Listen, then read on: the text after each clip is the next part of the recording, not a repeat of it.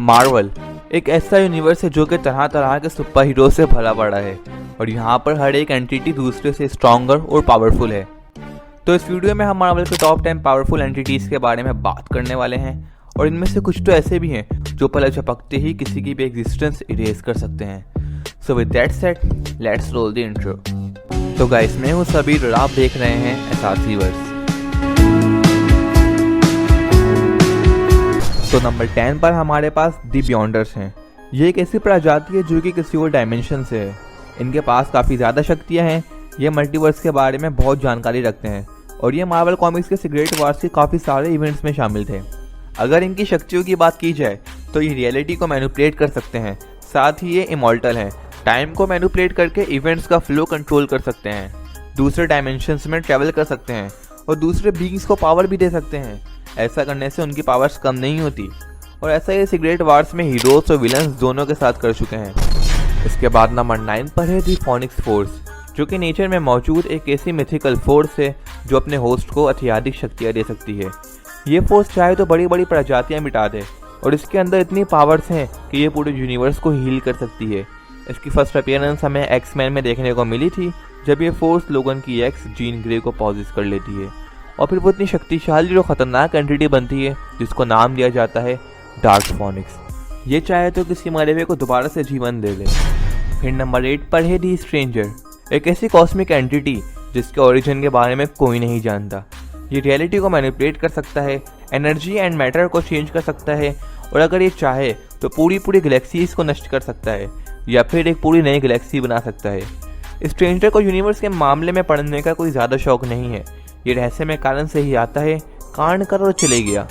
ये character Marvel comics में infinity gauntlet और एनाहिलेशन जैसे इवेंट्स में एज अ विलन और हीरो दोनों तौर से नजर आया था।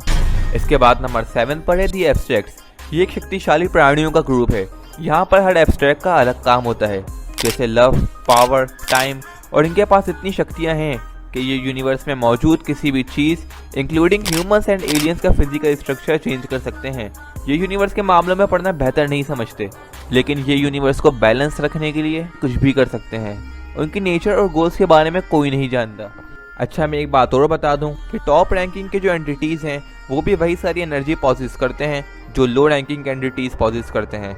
तो बार बार उनकी सेम पावर्स बताना कोई सेंस नहीं बनाता। सो बस मैं उनकी उन्हीं पावर्स के बारे में डिस्कस करूँगा जो उनके सिवा और किसी के पास नहीं है। फिर इसके बाद नंबर 6 पर है द इन बिटवीनर, जिसका काम है सारी फोर्सेस का संतुलन बनाना और उसको ठीक ऑर्डर में अरेंज रखना। इसके पास गॉड लाइक पावर्स हैं, जिससे कि एनर्जी प्रोजेक्शन, डायमेंशनल ट्रैवल, अपनी मर्जी से इवेंट्स बनाना या बदलना। ये माइंड कंट्रोल कर सकता है, इल्यूजन्स क्रिएट कर सकता है और उसे दूसरों में उलझना काफ़ी पसंद है। मार्वल कॉमिक्स में इसे बहुत खतरनाक फोर्स दिखाया गया है जो अपने गोल्स अचीव करने के लिए लिटरली कुछ भी कर सकती है। फिर टॉप 5 पे 5th नंबर पर आते हैं गैलेक्टस, और इसे अक्सर संसारों के भक्षक के रूप से जाना जाता है। ये खुद को फॉर्म में रखने के लिए पूरी दुनियाओं की एनर्जी कंज्यूम कर लेता है। अपने फिटनेस की इसे बड़ी चिंता है, लेकिन दुख की बात यह है कि इसे अकेला रहना पसंद है। इसी कारण इसकी फिटनेस यहाँ भी किसी काम नहीं आई और ये ऐसा प्राणी है जो अपने मूड की सुनता है। जब दिल करा कभी अच्छाई का साथ दे दिया तो कभी बुराई का। इसके बाद नंबर 4 पर है दी सेलेस्टियल, जिसकी फर्स्ट अपीयरेंस हमें इटर्नल्स के पोस्ट क्रेडिट सीन में देखने को मिली थी और डेफिनेटली मार्वल इस कैरेक्टर को आगे थोड़ा और ब्रीफली दिखाएगी। सेलेस्टियल्स को लीड करते हैं इनमें सबसे महान एडिशेम द जज। एडिशेम के दिमाग में एक दिन खुफिया प्लान आता है। वो सोचता है कि क्यों ना सेलेस्टियल्स की पॉपुलेशन बढ़ाई जाए, तो जिस तरह बीज बोने से पौधा बनता है, तो प्लेनेट में सीड डालने से क्यों ना एक सेलेस्टियल को जन्म दिया जाए और फिर प्लेनेट फाड़कर बेबी सेलेस्टियल निकलने का एक प्रोसेस स्टार्ट हो गया। सेलेस्टियल एडिशेम इस यूनिवर्स के बिग बैंग और इवन 6 सिंगुलरिटीज़ के पहले से एग्जिस्ट करता आ रहा है। इसी ने प्लैनेट्स, स्टार्स और जीवन बनाया और ये वही है जो यूनिवर्स में लाइट लेकर आया। फिर नंबर 3 पर है द लिविंग ट्राइब्यूनल, जो कि मार्वल मल्टीवर्स के बनते समय से है। इसका काम है मल्टीवर्स की सुरक्षा करना और इसका संतुलन बनाए रखना। तो अगर तुम लोग इसे गौर से देखो तो तुम्हें उसकी 3 मुंडियाँ नजर आएंगी। इसकी हर मुंडी का अलग नाम और काम है। मुंडी नंबर 1 रिप्रेजेंट करती है इक्विटी, बराबरी, मतलब कि सबको बारी बारी मिलेगा। मुंडी नंबर 2 रिप्रेजेंट करती है नेसेसिटी, जरूरत, मतलब मुझे तेरी जरूरत है। एंड मुंडी नंबर 3 रिप्रेजेंट्स वेंजेंस, प्रतिशोध, मतलब तुम्हें तुम्हारी कांड की भरपूर सजा मिलेगी। मेरे को प्यारा, मेरे को प्यारा। लेकिन कहा जाता है कि इसकी एक और मुंडी है और वो एनिग्मेटिक स्ट्रेंजर बनने की क्षमता रखती है। और वैसे आजकल एमसीयू के हालात काफ़ी ख़राब चल रहे हैं और जहाँ तक मुझे लगता है कि मार्वल में ये बहुत जल्द अपने रियल रूप में अपीयर होने वाले हैं। तो यहाँ तुम में से काफ़ी सोचोगे ऐसा क्यों? तो चलो मैं तुम्हें कुछ कैमियो दिखा रहा हूँ, ज़रा उस पर फोकस करना। ये सीन है थॉर लव एंड थंडर का, जिधर तुम लोगों को लिविंग ट्राइब्यूनल के टूटे हुए स्टैचूज नजर आ रहे होंगे। अब ज़रा सेकंड सीन पे आओ। ये सीन है doctor strange multiverse of madness का, जिधर तुम लोगों को एक ऐसा यूनिवर्स देखने को मिलेगा जहाँ लिविंग ट्राइब्यूनल के डेमोस खड़े करे हुए हैं। वैसे तो ये रियल वाले बिल्कुल नहीं है। जब कभी भी एमसीयू को कोई न्यू कैरेक्टर अपनी फ्यूचर मूवीज़ के लिए प्लान करना होता है तो वो उसके शॉर्ट कैम्यूज या क्लिप्स अपनी करंट मूवीज़ में दिखाना शुरू कर देते हैं। इसके बाद सेकंड नंबर पर है द बियॉन्डर।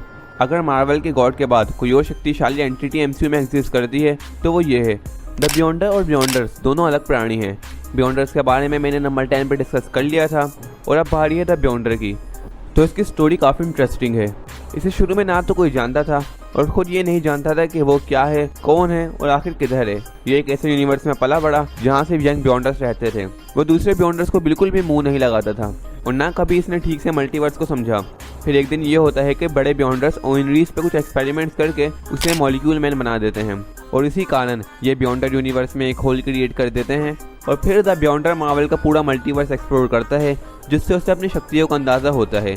और तुम लोगों को एक बात और बता दूं कि सीक्रेट वार्स को जो इवेंट स्टार्ट हुआ था, जिधर सारे हीरोज और सारे विलन्स एक दूसरे से फाइट कर रहे थे, तो ये और किसी ने नहीं बल्कि बियॉन्डर्स ही इन्होंने फोर्स किया था। उसी ने ही बैटल वर्ल्ड बनाई और अब तुम लोग खुद इसकी पावर्स का अंदाजा लगा लो। और अब फाइनली नंबर 1 पर है वन अबव ऑल, जिसे मार्वल का गॉड भी कहा जाता है। ये एक ऐसा ऑमनीपोटेंट बीइंग है जो कि जो चाहे वो कर सकता है। चाहे तो पूरा मार्वल ओमनीवर्स ही खत्म कर दे, लेकिन पैसा भी तो कमाना है ना हमसे, हैं। इसका सिर्फ एक वेपन है एंड दैट इज लव। इसकी एक डेविल साइड भी है जिसका नाम है वन बिलो ऑल, जिसका वेपन है हेड। और इसी का नौकर है द लिविंग ट्राइब्यूनल, जो कि मल्टीवर्सल लेवल पे काम देखता है। One above all mostly house of ideas में रहते हैं, जो कि स्पेस एंड टाइम दोनों की सीमाओं से आगे है। तो बस आज के लिए इतना ही। या तुम लोग मुझे फेसबुक, इंस्टा और ट्विटर पे भी फॉलो कर दो। 2 साल बीत गए, मेरे 1800 पर फॉलोअर बढ़े ही नहीं। अबे 15 से। अरे हाँ सॉरी, 15 से। और अगर वीडियो पसंद आए तो वीडियो को लाइक कर दो, चैनल को सब्सक्राइब कर दो और हाँ, वीडियो को शेयर करना मत भूलना। तो मिलता हूँ अपनी नेक्स्ट वीडियो में। करण, इंस्टाग्राम से नोटिफिकेशन आई है। अब तूने किससे पिक्स मांग ली? पापा का पारा स्टार्टेड फॉलोइंग यू। चरस गंजा मेरे को प्यारा, चरस गंजा मेरे को